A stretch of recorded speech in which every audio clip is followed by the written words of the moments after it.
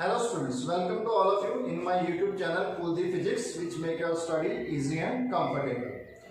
तो बेटा आज की वीडियो के अंदर हम टॉपिक लेके आए क्लास +2 का वेव ऑप्टिक्स चैप्टर से डिफ्रैक्शन। इससे पहले भी इस चैप्टर के अंदर हमने इंटरफेरेंस पढ़ा जो कि हमने एक्सप्लेन किया था हाइजेंस वेव थ्योरी से। तो हमने जैसे कि चैप्टर के स्टार्टिंग में बात की कुछ फिनोमिना ऐसे हैं जिनको आप सिर्फ और सिर्फ वेव थ्योरी से एक्सप्लेन कर सकते हो। उन्हीं में से एक फिनोमिना डिफ्रैक्शन का भी है जिसको आप सिर्फ वेव थ्योरी से एक्सप्लेन कर सकते हो। तो देखते हैं कि डिफ्रैक्शन है क्या, किस किस टाइप की डिफ्रैक्शन हमारे पास है, और साथ में कुछ मैथमेटिकल एनालिसिस भी हम इस डिफ्रैक्शन के ऊपर करेंगे। तो सबसे पहले इस डिफ्रैक्शन को समझते हैं कि ये है क्या हमारे पास।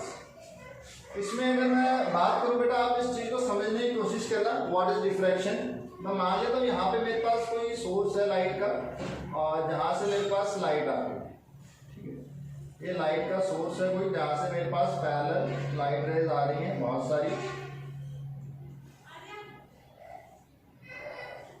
इस तरीके से पैरेलल लाइट रेज आ रही है। अब मैंने क्या किया बेटा, यहाँ पे एक ऑब्स्टेकल रख दिया। कोई भी आप ओपेक ऑब्जेक्ट रख सकते हो जिसके अंदर से लाइट पास नहीं होती है। मैंने ऑब्स्टेकल रखा और इसके सामने रखी एक स्क्रीन, ठीक। अब बेटा इस कंडीशन में हम कह सकते हैं कि जो ये लाइट आ रही है यहाँ पे इस ऑब्स्टेकल ने लाइट रोक ली, तो हमारे पास इस ऑब्जेक्ट के जस्ट पीछे अगर अपन चेक करें, इस पॉइंट को नाम देते हैं ए डैश और इस पॉइंट को हम नाम देते हैं बी डैश, ठीक है। अब बेटा ये लाइट रेज आ रही है यहाँ पे रुक गई है, लेकिन कह सकते हैं कुछ लाइट रेज जो नहीं रुकी है वो हमारे पास यहां तक पहुंचेंगी।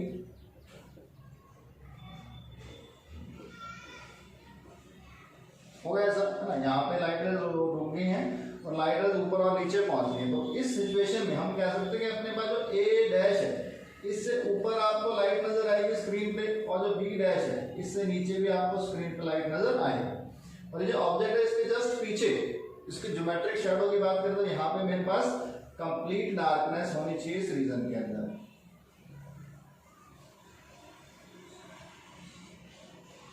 इस रीजन के अंदर मेरे पास कंप्लीट डार्कनेस होनी चाहिए।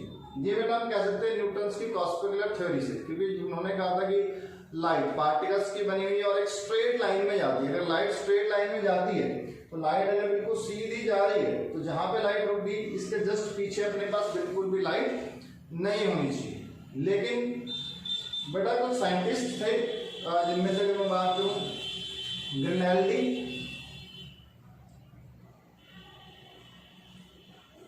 ग्रिनल्डी और इटली के हमारे पास साइंटिस्ट थे। इन्होंने बेटा 17वीं सेंचुरी के अंदर ये ऑब्जर्व किया कि अगर हम लाइट के पाथ के अंदर कोई ऑब्स्टेकल रख देते हैं जिसका साइज लाइट की वेवलेंथ के कंपैरिजन का हो, तो उस कंडीशन में हमारे पास जो लाइट है उस ऑब्स्टेकल के कॉर्नर से बेंड भी कर सकती है।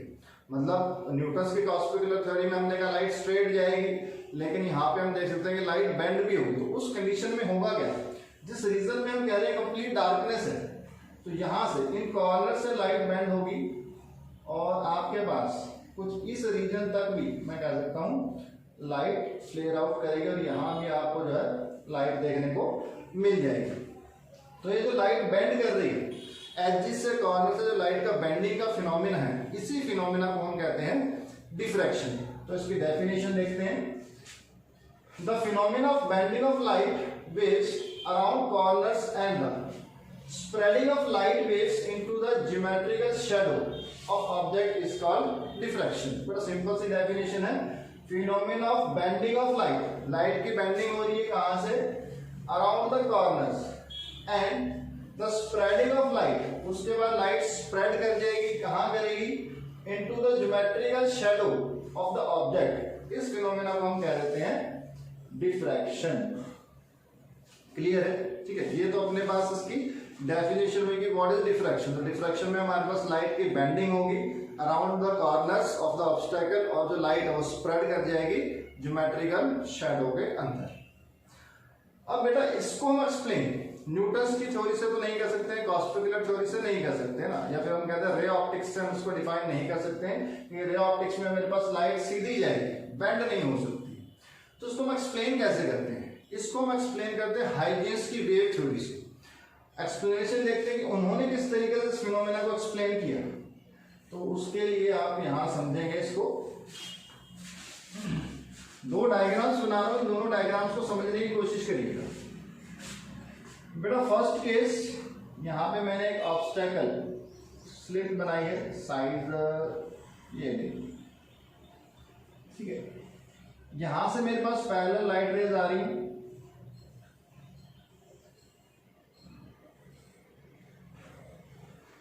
और बेटा अगर पैरेलल लाइट रेज आ रही है तो इनके वेव फ्रंट्स हम ड्रॉ करेंगे, वो इनके परपेंडिकुलर होंगे हमेशा। तो हम कह सकते हैं ये अपने पास इसके वेव फ्रंट्स आ रहे हैं, ठीक है। ये इस तरीके से मेरे पास वेव फ्रंट चले आ रहे हैं और इस डायरेक्शन में मेरे पास लाइट आ रही है, ठीक है बेटा। इस कंडीशन में ये जो डिस्टेंस है इसको हम मान लेते हैं d।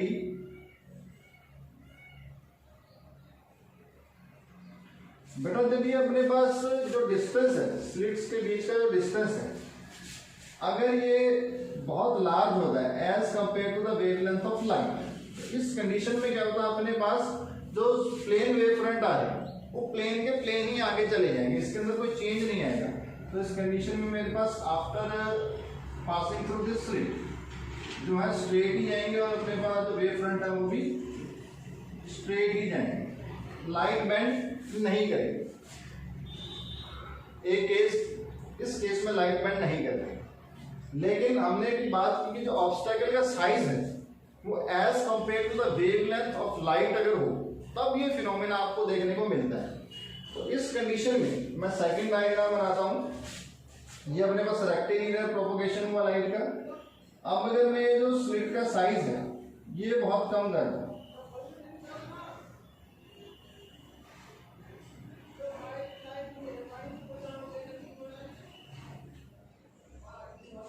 इसको मैंने साइज को कम कर दिया जो डिस्टेंस d था। अब इस केस में क्या होगा बेटा, जो अपने पास पैरेलल रेज आ रही है, इसी लाइट सोर्स से जो लाइट आ रही है, पैरेलल लाइट रेज आएंगी और अपने पास बिल्कुल इनके परपेंडिकुलर इनके वेव फ्रंट्स को। अब बेटा जैसे ही वेव फ्रंट यहां से पास होंगे तो अपन कह सकते हैं बिल्कुल नैरो ओपनिंग है एज कंपेयर टू द, इसमें कहते जो d है ये अपने पास जो लाइट की वेवलेंथ है उसके कंपैरिजन का है। तो इस कंडीशन में यहाँ पे हमने वेव थ्योरी में पढ़ा कि हर एक पॉइंट अपने आप में सेकेंडरी वेव का सोर्स होता है। तो इस पॉइंट पे जब ये वेव फ्रंट पहुंचेंगे तो यहाँ से हम कह सकते हैं अपने पास एक पॉइंट सोर्स की तरह वो पहुंचेंगे। तो पॉइंट सोर्स से हम मान के चलेंगे अपने पास वेव शुरू हो रही है। तो इस पॉइंट पे जैसे ही वेव फ्रंट पहुंचे, उस वेव फ्रंट के किसी भी एक पॉइंट से हम कह सकते हैं सेकेंडरी वेव स्टार्ट होगी और यहां से मेरे पास आएंगे स्फेरिकल वेव फ्रंट्स। और इस कंडीशन में जो लाइट है वो अपने पास जो है उसकी बेंडिंग हो गई लाइट है।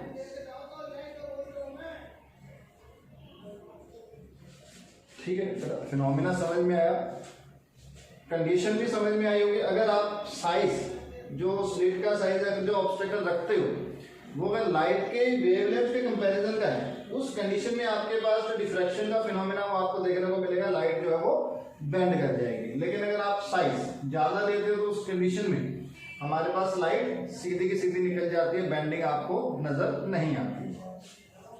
तो ये दोनों डायग्राम आपको बनाने हैं अपने नोटबुक के अंदर, ठीक है, जो कि शो कर रहे हैं कि डिफ्रैक्शन किस तरीके से हाइजेंस प्रिंसिपल से हम इसको एक्सप्लेन कर सकते हैं। डिफ्रैक्शन हुआ, उसकी एक्सप्लेनेशन हुई। अब हमको देखना है comparison of diffraction of sound and light. बेटा साउंड भी वेव है, लाइट भी वेव है, लेकिन इन दोनों के डिफ्रैक्शन में फर्क है। अगर आप बात करो फर्क इस वजह से आता है, जो लाइट की वेवलेंथ है वो बहुत कम है as compare to wavelength of sound waves, जिसकी वजह से हम कह सकते हैं कि जो लाइट की डिफ्रैक्शन का फिनोमेना है वो आपको इजीली विजिबल नहीं होता, क्योंकि आप डे टू डे लाइफ के जितने भी ऑब्जेक्ट्स देखते हो इनका साइज जो है वो लाइट की वेवलेंथ के कंपैरिजन का नहीं होता। और डिफ्रैक्शन फिनोमेना देखने के लिए आपने देखा कि जो हमारे पास साइज है ऑब्जेक्ट का वो लाइट की वेवलेंथ के कंपैरिजन का होना चाहिए। तो लाइट का जो डिफ्रैक्शन फिनोमेना आपको इजीली नहीं नजर आता, लेकिन जो साउंड का डिफ्रैक्शन है वो आप इजीली देख सकते हो, क्योंकि साउंड की जो वेवलेंथ है, साउंड वेव्स की जो वेवलेंथ है वो डे टू डे ऑब्जेक्ट्स के जो साइज है उनके कंपैरिजन की होती है, तो साउंड इजीली डिफ्रैक्ट डिफ्लेक्ट कर सकता है। तो उसके लिए हमने यहाँ पे लिखा भी हुआ है, the wavelength of light rays is of the order of 10⁻⁷ metre. जो लाइट वेव्स हैं इनकी जो वेवलेंथ है वो 10⁻⁷ मीटर्स की रेंज की होती है, बहुत ही स्मॉल होती है। It is very small comparatively to the dimension of general objects या obstacles.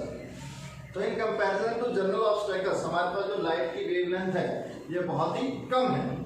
So that it is impossible diffraction phenomena taking place. तो इसलिए हमारे पास जो डिफ्रैक्शन फिनोमिना है वो आपको देखने को नहीं मिलता है। लेकिन कंडीशन क्या है, अगर आप ऑब्स्टैकल बहुत छोटा रखो as compare to size of wavelength तो आपको डिफ्रैक्शन का फिनोमिना नजर आएगा।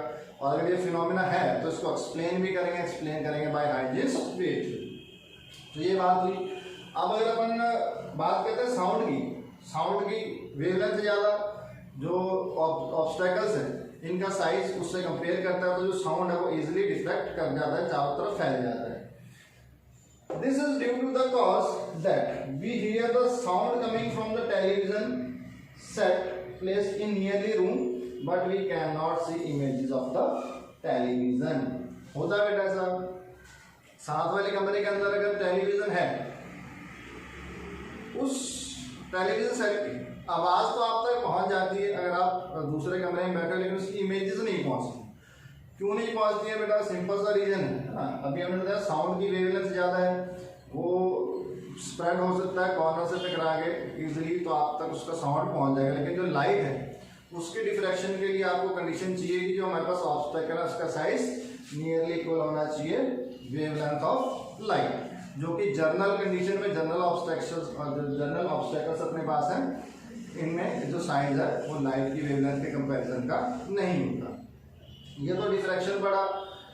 अब टाइप्स ऑफ डिफ्रैक्शन देखते हैं और इसके बाद में हम चेक करते हैं इसके कुछ मैथमेटिकल कैलकुलेशन। तो नेक्स्ट टॉपिक जो हमारे पास यहाँ पे आता है टाइप्स ऑफ डिफ्रैक्शन। तो बेटा डिफ्रैक्शन हमारे पास दो टाइप्स की है, फर्स्ट है फ्रेशनेल डिफ्रैक्शन और दूसरी है फ्रैनहोफर डिफ्रैक्शन। तो एक एक करके हमको समझते हैं क्या है। सबसे पहले अगर फ्रेशनेल डिफ्रैक्शन की बात करें, in this category the source and screen are situated near the obstacle। पहली बात तो जो सोर्स है जहां से लाइट प्रोड्यूस हो रही है और जो स्क्रीन है ये दोनों ऑब्स्टैकल के बहुत पास रखे होंगे, near the obstacle producing diffraction. इसके अलावा द बीम अप्रोचिंग और going away from the obstacle, जो बीम ऑब्स्टैकल की तरफ आ रही है, अप्रोच कर रही है, या फिर going away from the obstacle या फिर ऑब्स्टैकल से दूर जा रही है, is not modified by means of lenses। तो आप इसमें कोई लेंस या मिरर यूज नहीं करोगे उन बीम्स को मॉडिफाई करने के लिए, लेंसेज और mirror. The wave front in this case are spherical और सिलेंड्रिकल वेव फ्रंट्स। और इस केस में अपने पास जो वेव फ्रंट्स बनेंगे वो स्फेरिकल या सिलेंड्रिकल होंगे। तो मेन मोटे मोटे जो पॉइंट इसके अंदर है, स्क्रीन और जो सोर्स है वो ऑब्स्टैकल के पास होंगे। दूसरा जो बीम अप्रोच कर रही है या फिर गोइंग अवे दूर जा रही है, दोनों को ही हमने कहा not modified by any means of lens या मिरर, उनको आप कोई लेंस या मिरर से मॉडिफाई नहीं करोगे। और तीसरा इसमें हमारे पास जो वेव फ्रंट्स होंगे स्फेरिकल या सिलेंड्रिकल होंगे। जैसा कि आप इस डायग्राम के अंदर देख सकते हो, ये सोर्स हुआ जहां से अपने पास लाइट प्रोड्यूस हो रही है, और ये स्क्रीन हुई, ये ऑब्स्टैकल हो गया बीच में। यहाँ से जो वेव्स प्रोड्यूस हो रही है सिलेंड्रिकल या कहते हैं स्फेरिकल वेव फ्रंट बनते आ रहे हैं, और इसके बाद भी ये तो इसकी तरफ अप्रोच कर रहे हैं, और जो इससे दूर जाएंगे यहाँ भी अपन कह सकते हैं अपने पास सिलेंड्रिकल या स्फेरिकल वेव फ्रंट्स बनेंगे। और इससे जो अपने पास स्क्रीन पे जो कह सकते हैं इमेज बनेगी या जो आप लाइट की इंटेंसिटी देखोगे वो कुछ उसकी डिस्ट्रीब्यूशन किस तरीके से होगी। जो कॉर्नर्स है एजेस पे हमारे पास जो लाइट की इंटेंसिटी ज़्यादा होगी और बीच में लगभग यूनिफॉर्मली डिस्ट्रीब्यूट होगी, एक कहीं पे ज़्यादा, कहीं पे कम, कहीं पे ज़्यादा, कहीं पे कम। तो ये डिफ्रैक्शन होगी अपने पास फ्रेशनल डिफ्रैक्शन। सोर्स और स्क्रीन ऑब्स्टैकल के पास रहेंगे, इनको आप जो रेज आ रही हैं किसी लेंस या मिरर से मॉडिफाई नहीं करेंगे, और इसमें जो हमारे पास वेव फ्रंट है वो स्फेरिकल या सिलेंड्रिकल होगी। दूसरी जो हमारे पास डिफ्रैक्शन यहाँ पे आती है वो फ्रैनहोफर डिफ्रैक्शन, और यही डिफ्रैक्शन अभी हम डिटेल में भी इसी के बारे में पढ़ेंगे। इसमें क्या बेटा, in this case both source and screen are at effective distance from the diffracting device. इसमें सोर्स और स्क्रीन दोनों अपने पास इफेक्टिव डिस्टेंस पे होंगे फ्रॉम द डिफ्रैक्टिंग डिवाइस। मतलब जो भी स्लिट है जहां से डिफ्रैक्शन हो रही है, इससे सोर्स और स्क्रीन दोनों कुछ इफेक्टिव डिस्टेंस पे रखे होंगे। And pattern is the image of source modified by diffraction effects. और इसके अंदर हम कुछ लेंसेज या मिरर्स का यूज करते हैं जो पैटर्न आ रहा है उसको मॉडिफाई करने के लिए। जैसे अगर हम यहाँ बात करें, सोर्स से जो लाइट आ रही है, यहाँ पे तो अपने पास सिलेंड्रिकल वेव फ्रंट आ रही है, लेकिन यहाँ पे हम क्या कहते हैं, लेंस की मदद से। और लेंस का अपने को पता है बेटा, पढ़ा अपन ने, अगर फोकस पे सोर्स रखा हो, फोकस से लाइट आ रही है तो आफ्टर रिफ्लेक्शन पैरेलल जाएगी, तो अपन बीच में यहाँ पे लेंस रख देते हैं ताकि जो वेव फ्रंट है वो अपने पास पैरेलल वेव फ्रंट्स बने। सिमिलरली यहाँ से जो लाइट रिफ्लेक्ट हो जाती है तो यहाँ भी हम एक लेंस प्लेस कर देते हैं, जिसकी वजह से जो रिफ्लेक्टिव लाइट है उसका अच्छे से एक पैटर्न आ सके। तो इस केस में अपने पास जो इंटेंसिटी है डिस्ट्रीब्यूटिंग लाइट की वो कुछ इस तरीके से होगी। सेंटर में अपने पास मैक्सिमम लाइट की इंटेंसिटी आएगी और फिर ये धीरे धीरे धीरे धीरे दोनों साइड में डिक्रीज होनी शुरू हो जाती है। ठीक है, तो ये तो दो टाइप्स हमारे पास हुए डिफ्रैक्शन के। अब इसके अंदर कुछ मैथमेटिकल कैलकुलेशंस अपने को करके देखनी है, और वो भी हम करेंगे इसके ऊपर, फ्रैनहोफर डिफ्रैक्शन के ऊपर। मतलब ये वाला पैटर्न अपने को समझना है, तो चलिए वो भी देख लेते हैं। तो चलिए अब कुछ देखते हैं मैथमेटिकल कैलकुलेशंस फ्रैनहोफर डिफ्रैक्शन के लिए, वो भी due to a single slit. इससे पहले हमने इंटरफेरेंस में पढ़ा यंग्स डबल स्लिट एक्सपेरिमेंट, यहाँ पे अपने पास सिंगल स्लिट। तो बेटा डेरिवेशन करने से पहले अपने को इस डायग्राम को समझना पड़ेगा। डायग्राम समझ में आया, इजीली हम इसकी डेरिवेशन कर सकते हैं। तो सबसे पहले डायग्राम पे फोकस करें। इसमें क्या सकते हैं बेटा, ये अपने पास एक सोर्स है जहां से लाइट प्रोड्यूस होगी, इसके आगे हमने एक लेंस रखा हुआ, और ये लेंस इस तरीके से रखा हुआ है कि सोर्स इसके फोकस पे हो। और अपने को पता फोकस से जब भी लाइट रेज आएंगी तो आफ्टर रिफ्रैक्शन वो पैरेलल जाएंगे, तो हम कह सकते हैं यहाँ से अपने पास parallel wavelets wave fronts produce होंगे।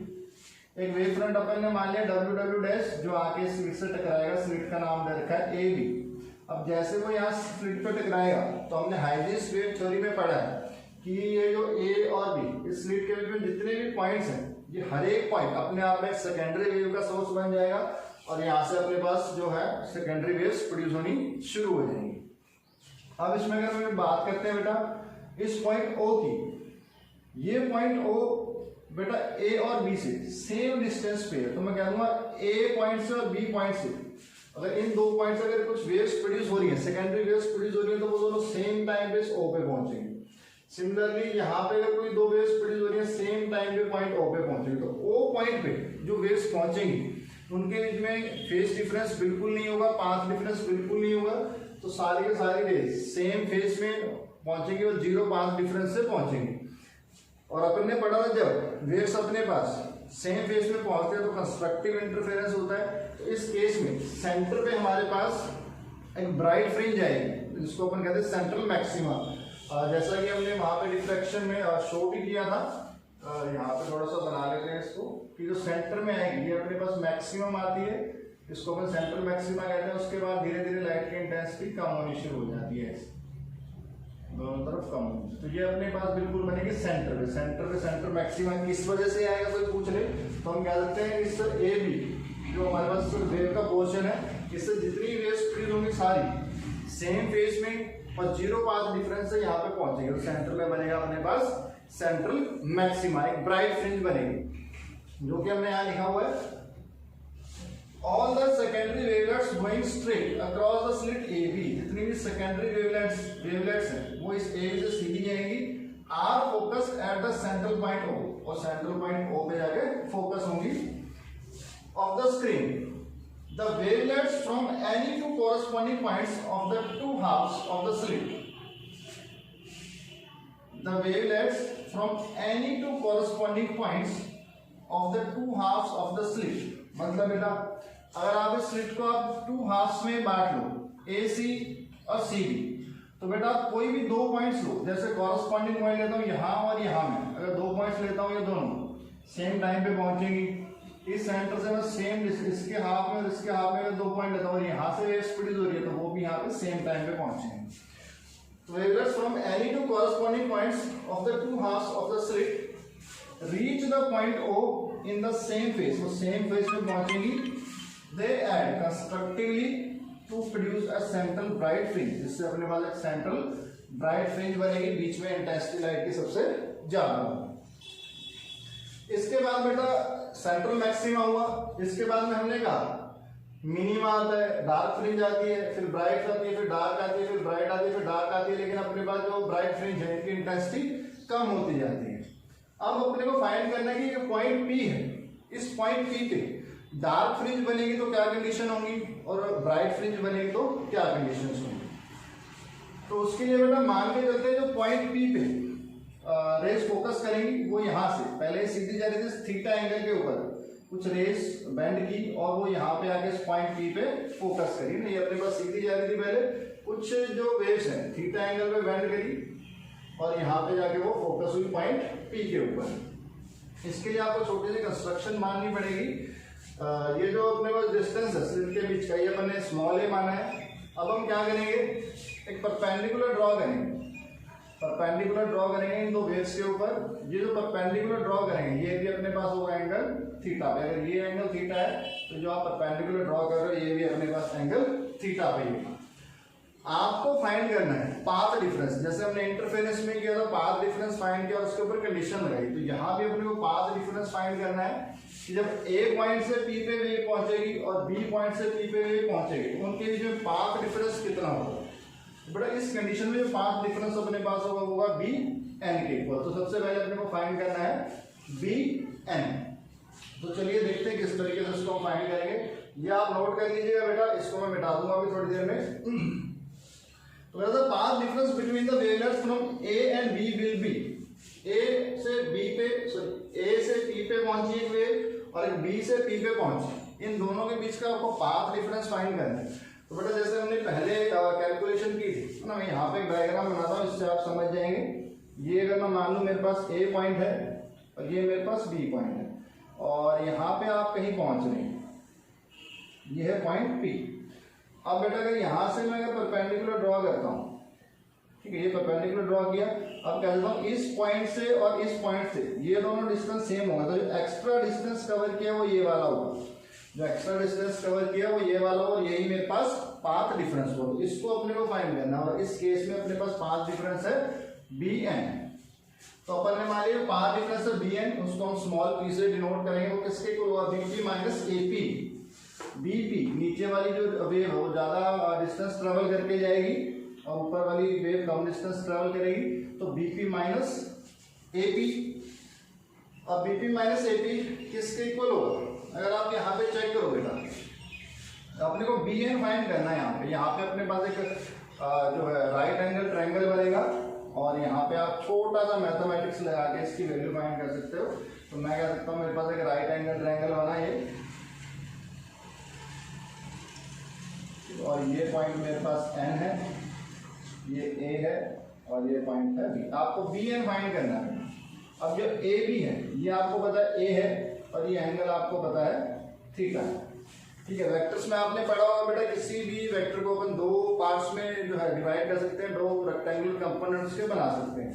तो ये ए है, तो जिधर थीटा है ये वाला डिस्टेंस मेरे पास हो जाता है ए कॉस थीटा और जो ये वाला डिस्टेंस है ये हो जाता है ए साइन थीटा। तो वही कैलकुलेशन हम यहाँ लगाएंगे।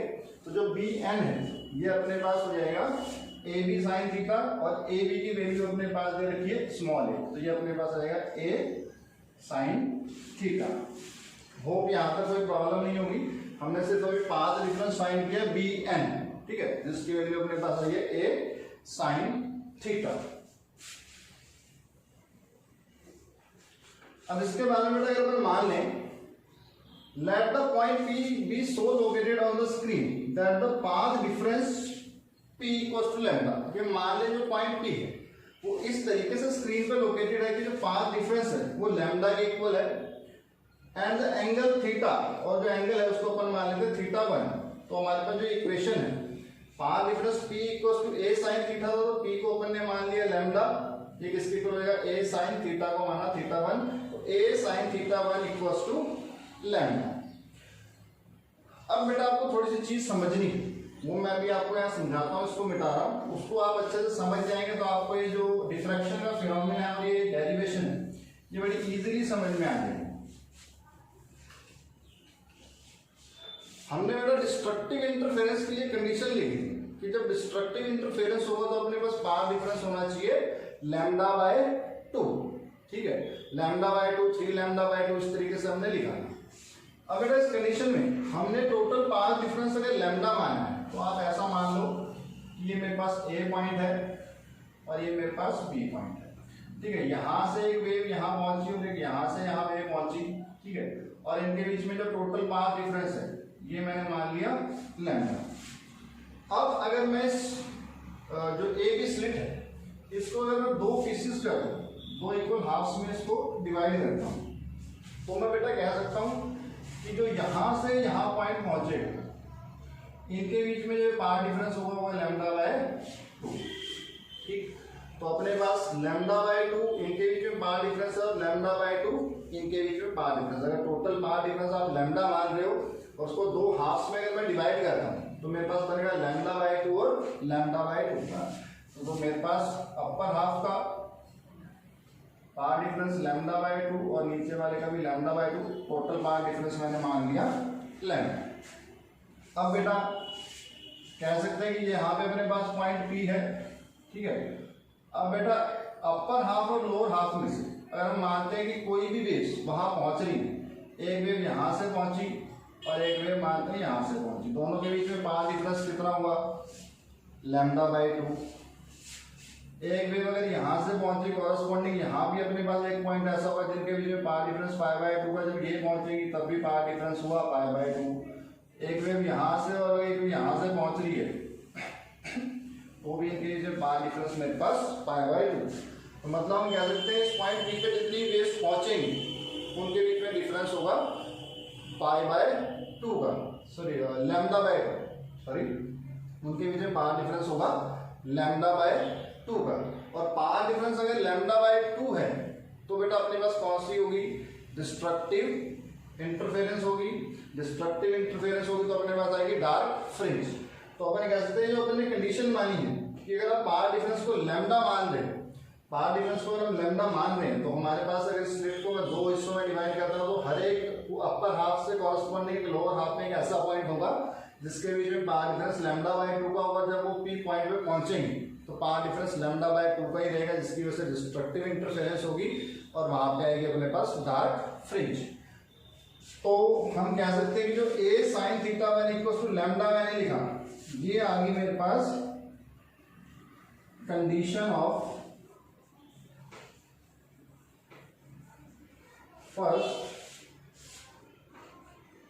Dark fringe. अगर हमारे पास पाथ डिफरेंस लैम्डा है तो हमारे पास पहली कौन सी बनेगी, डार्क फ्रिंज बनेगी पॉइंट P के ऊपर, क्योंकि हम इसको दो पार्ट्स में डिवाइड करेंगे। पाथ डिफरेंस λ/2 हुआ और पॉइंट P पे अगर पहुंचेंगे तो पाथ डिफरेंस λ/2 और पाथ डिफरेंस λ/2 तो डिस्ट्रक्टिव इंटरफेरेंस तो वहां पे जो फ्रिंज बनेगी वो डार्क फ्रिंज बनेगी, ठीक। सिमिलरली बेटा अगर आपको सेकंड डार्क फ्रिंज के लिए कंडीशन देखनी तो आप क्या करेंगे, सिमिलरली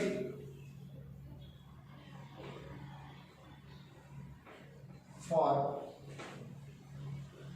सेकंड डार्क फ्रिंज तो आप क्या लोगे, a sin θ2 = 2 लैम्डा। ये अपने पास बेटा सेकंड डार्क फ्रिंज की होगी। अब सेकंड डार्क फ्रिंज में मैं 2 लैम्डा इसको लिखा, करना कुछ नहीं है, A to B हमने पहले इसको दो पार्ट्स में डिवाइड किया, इनके बीच में पाथ डिफरेंस λ/2 और λ/2। अब अगर मैंने 2 लैम्डा माना है तो मैं क्या करूंगा, इसके 4 अगर मैं पीसेस में इसको डिवाइड करता हूं तो ये भी λ/2 λ/2 λ/2 और λ/2, सबके बीच में अपने पास पाथ डिफरेंस कितना हुआ λ/2 का। ये वेव्स अगर उस पॉइंट पे पहुंचेंगी तो डिस्ट्रक्टिव इंटरफेरेंस होगी, अपने पास डार्क फ्रिंज आएगी, ठीक। तो इस केस में मेरे पास डार्क फ्रिंज आएगी। सिमिलरली अगर मैं कह सकता हूं मेरे पास nth डार्क फ्रिंज की बात करूंगा, फॉर nth डार्क फ्रिंज तो मेरे पास a sin θn = n lambda. ये वाली वैल्यू आपको याद रखनी है इसको इक्वेशन नंबर 1 दे देते हैं और यहाँ पे n की वैल्यू आप 1 2 3 कुछ भी पुट 1 पुट करेंगे तो ये वाली कंडीशन आएगी लैम्डा, 2 पुट करेंगे तो ये कंडीशन आ जाएगी, है ना। तो आप इसमें इसकी वैल्यू पुट कर सकते हो 1 2 3 में से कुछ भी 3 पुट करेंगे तो बेटा हम कह सकते हैं इसको 6 पार्ट्स में डिवाइड कर लेंगे, है ना। सबका पार्ट डिफरेंस λ/2 हो जाएगा। तो यहाँ पे अपने पास n जो है 1 2 3 एंड सो ऑन कुछ भी आप वैल्यू पुट कर सकते हो। इसमें अगर हम थीटा एंगल की बात करें, डायरेक्शन की बात करें, जो मिनिमा की डायरेक्शन बनती है, तो डायरेक्शन ऑफ मिनिमा, बेटा मिनिमा डार्क फ्रिंज के लिए यूज कर रहे हैं, मैक्सिमा कह सकते हैं ब्राइट फ्रिंज के लिए। तो डायरेक्शन ऑफ मिनिमा वो अगर अपने को फाइंड करनी है तो मतलब थीटा फाइंड करना है, तो यहाँ पे अपन थीटा फाइंड कर सकते हैं। तो साइन एन इसी इक्वेशन से अगर मैं लिखूं तो मेरे पास आएगा sine theta n equals to n lambda upon a, और अपने को पता for small angles sine theta को अपन सिर्फ थीटा लिख सकते हैं। तो मेरे पास जो थीटा एन आएगा वो आ जाएगा एन लैम्डा अपॉन ए। तो ये आप इससे एंगल्स फाइंड कर सकते हो, कितने कितने एंगल में अपने पास जो है डार्क फ्रिंजेस बनेंगे। ठीक है, यहाँ पे लिख देते हैं फॉर स्मॉल एंगल्स जो साइन थीटा है ये अप्रोक्सीमेटली इक्वल होता है थीटा के, जिसकी वजह से हमारे पास ये रिलेशन आएगा। इससे आप डायरेक्शन फाइंड कर सकते हो मैक्सिमम। ठीक है बेटा, ये तो अपने पास सॉरी मिनिमा की डायरेक्शन फाइंड कर सकते हैं डार्क फ्रिंजेस के लिए आया। अब हम बात करते हैं ब्राइट फ्रिंजेस कहाँ बनेंगे। ठीक है, तो ब्राइट फ्रिंजेस के लिए भी कंडीशन देखते हैं, इसको आप नोट कर लीजिएगा।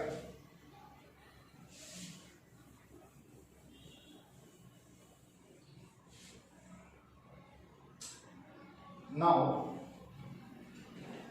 let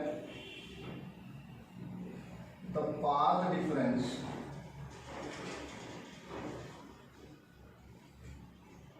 P equals to 3 lambda by 2 at point, तो जो रेस पॉइंट पी पे पहुंच रही है अगर उनके बीच में पाथ डिफरेंस 3 लैम्डा बाई 2 है तो अपने पास बेटा क्या इक्वेशन बनेगी, ए साइन थीटा, अच्छा और भी मान लेते हैं at point P and let theta equals to theta 1 dash, जिसको अपन 1 डैश मान के चलेंगे ब्राइट फ्रिंजेस के लिए, 1 माना था 2 माना था अपन ने डार्क फ्रिंजेस के लिए। तो इस कंडीशन में मेरे पास हो गया a sine theta 1 dash equals to, यहाँ पे अपन ने यही थी बार डिफरेंस की ए साइन थीटा, तो थीटा को मान लेंगे थीटा 1 डैश और बार डिफरेंस अपन ने माना 3 लैम्डा बाय 2। ठीक है बेटा, ये कंडीशन आई।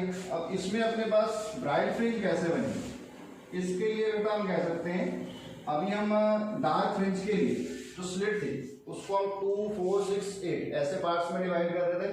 अगर मैंने 3/2 लैम्डा पार्ट डिफरेंस माना तो इस कंडीशन में मैं कह दूंगा जो ए टू बी है इसको मैं 3 पार्ट्स में डिवाइड कर दूंगा।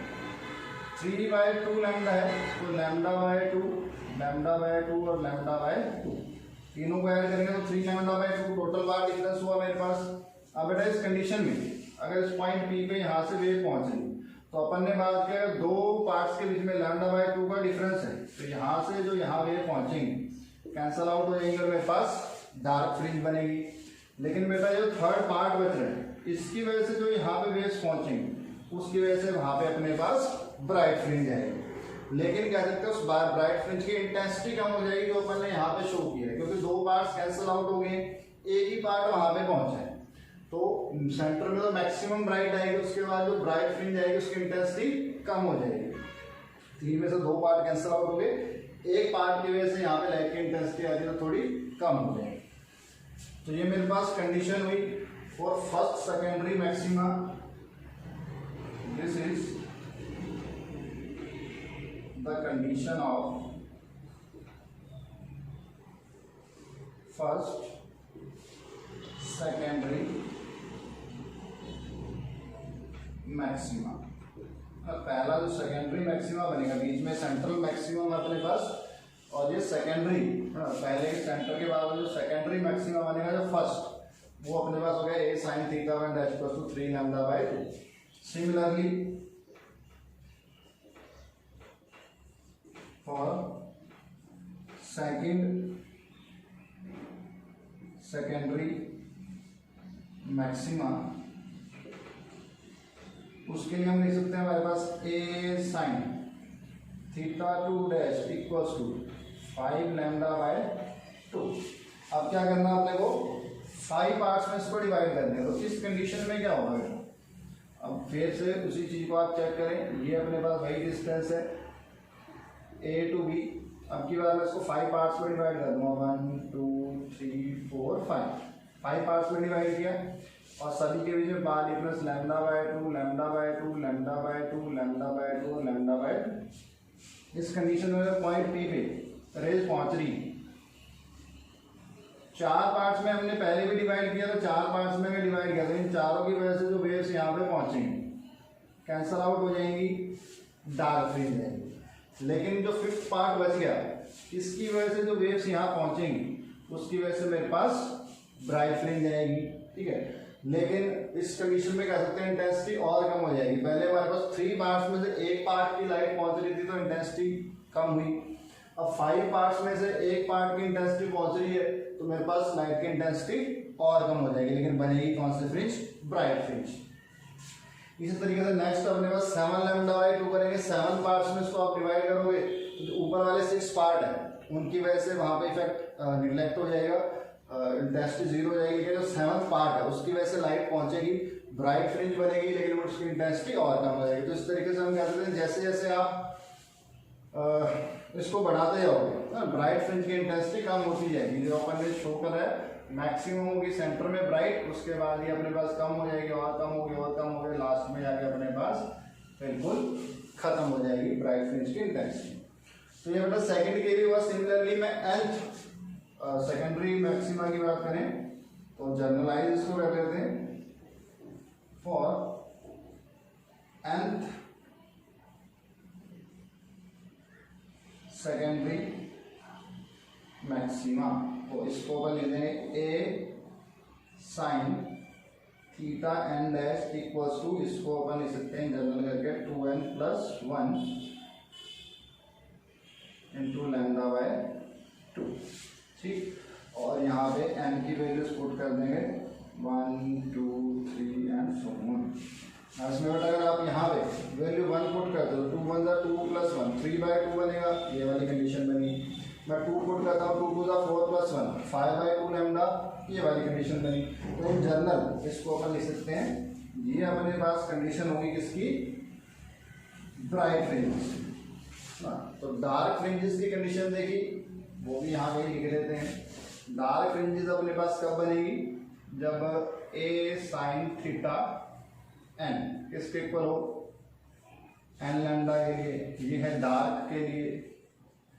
और अगर a sine theta N dash 2n plus 1 lambda by 2, ये मेरे पास ब्राइट के लिए। तो ये दोनों फॉर्मूले आपको अच्छे से याद कर लेंगे। एन की वैल्यू आप 1 2 3 कुछ भी इसके अंदर पुट कर सकते हो। तो ये मेरे पास फॉर एन सेकेंडरी मैक्सिमा। इसमें भी अगर बेटा एंगल या डायरेक्शन फाइंड करना चाहो कि यहाँ से कितनी एंगल पे अपने पास जो है ब्राइट फ्रिंज बनेगी, तो सिमिलरली आप यहाँ पे साइन थीटा एन की वैल्यू फाइंड कर सकते हो। डायरेक्शन ऑफ मैक्सिमा, तो साइन थीटा एन डैश, ए इधर नीचे ले आएंगे तो मेरे पास ये आएगा 2n प्लस 1 डिवाइडेड बाय 2, और ये हो जाएगा लैम्डा बाय 8, है ना। इसको हम इसके नीचे लिख के इसको थोड़ा सा रीअरेंज भी कर सकते हैं। Sine theta N dash equals to 2 को अगर मैं इसके नीचे लिखता हूँ तो मेरे पास हो जाएगा n प्लस इसके नीचे लिखते हैं तो 1 बाय 2 लैम्डा अपॉन ए। और सिमिलरली कह सकते हैं for small angle sine theta हमेशा थीटा के इक्वल होता है तो जो अपने पास थीटा एन डैश आएगा, इसको आप लिख सकते हो n प्लस 1/2 लैम्डा अपॉन ए। तो ये अपने पास डायरेक्शन अगर फाइंड करनी हो, फर्स्ट पूछ रहे हैं फर्स्ट मैक्सिमा की डायरेक्शन बताओ कितने एंगल पे बनेगा, सेकंड मैक्सिमा की डायरेक्शन बताओ कितने एंगल पे बनेगा, तो वो आप इससे फाइंड कर सकते हैं। तो ये बड़ा एनालिसिस है, ठीक है। थोड़ा सा आपको हो सकता है कंफ्यूजिंग लगा हो, लेकिन सिंपल एनालिसिस है। बस आप याद रखो जब आपको डार्क फ्रिंज बनानी है तो आप जो स्लिट है A to B इसको 2 के मल्टीपल में डिवाइड करोगे, 2 4 6 8, जिसकी वजह से अपने पास फॉर्मूला आता है यहाँ पे n लैम्डा, ठीक है। और जब आप ब्राइट फ्रिंज की बात करोगे तो उसको 3 5 7 इस तरीके से पार्ट्स में डिवाइड करेंगे, तो हमारे पास जो फॉर्मूला आता है 2n + 1 λ/2, ताकि और अपन ने देखा ब्राइट फ्रिंज के केस में क्या होता है बेटा, 3 पार्ट्स में डिवाइड कर रहे हैं तो 2 कैंसिल आउट हो जाएंगे, एक की वजह से लाइट पहुंचेगी, इंटेंसिटी कम हुई।